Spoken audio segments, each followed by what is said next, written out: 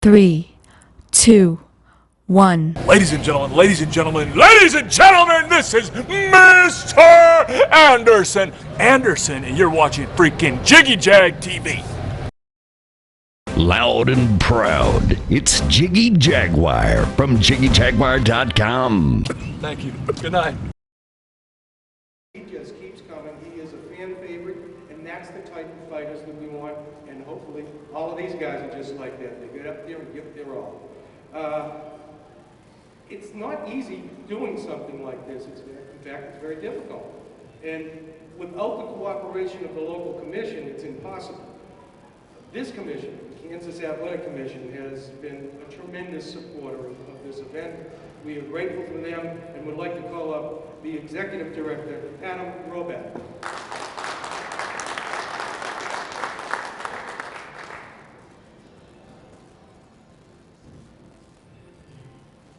Thank you very much, Bob. In the past 2.5 years since I've been the commissioner, we've had several great fights here in the state of Kansas, and we're obviously extremely excited about this. The state of Kansas as a whole, the Kansas Athletic Commission, is very excited that Mr. Hernandez will be making his pro debut in the state of Kansas and at the Kansas Star Casino. We have several events here throughout the year, and I know Sonia and her team do a great job with us, and we work hand in hand to give you guys some great fights. And like I said, we got Dave Rickles in the crowd and the EFC guys. We've spent some long nights here at the casino in a good way. So looking forward to a few more with Knockout Night boxing. Wichita's a great fight town, and we know this fight and the entire card will be a huge success. I see some familiar faces. Thank you so much. Tell us a little bit about the fight card you guys have put together.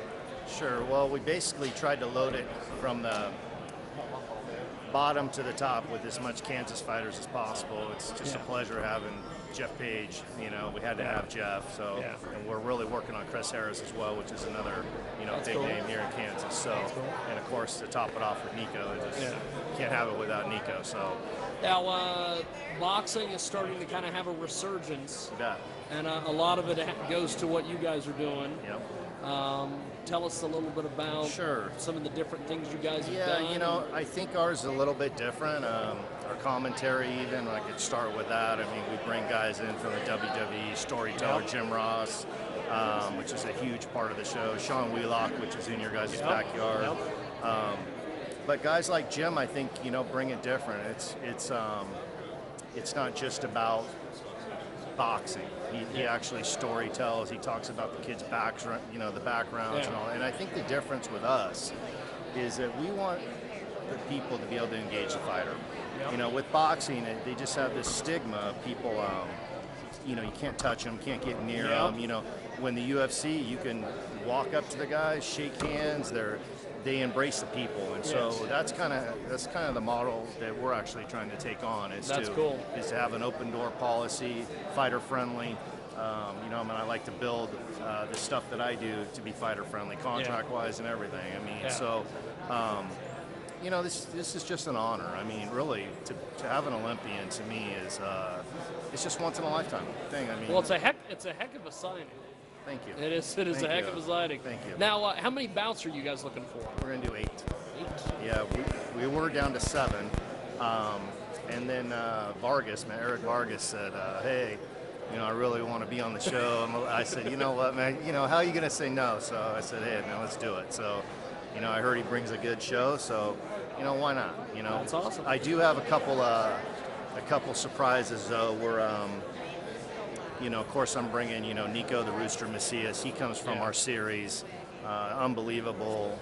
He will be, I think he'll be beloved here in Kansas just because of his fighting style. And he's really engaging. He actually reminds me of this Nico a lot.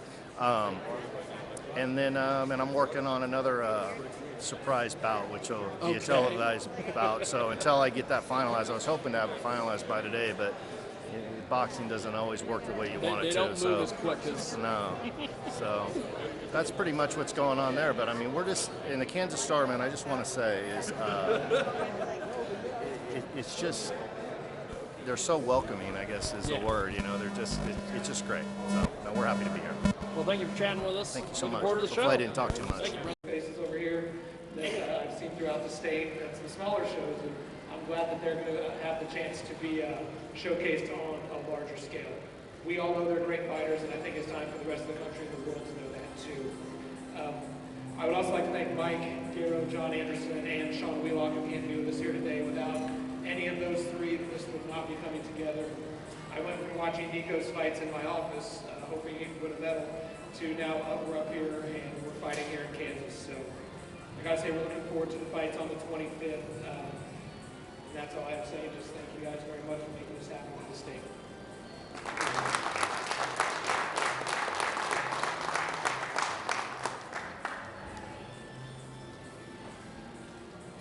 Okay, now we got the fighters.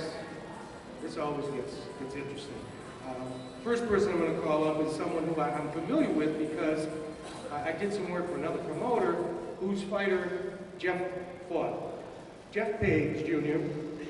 went up to Canada to fight, I think, the best light heavyweight in the world right now. His name is Arthur Beterbiev. Something close to Beterbiev, but he hits like a mule, and it just shows you the guts this young man has to step in the ring with him. Every fighter has guts. Every fighter deserves respect for walking up those 3 steps and literally putting their life on the line every single time. This guy in particular, because I know Beterbiev can hit. Now it's my pleasure to ask Jeff Page Jr. to please come up.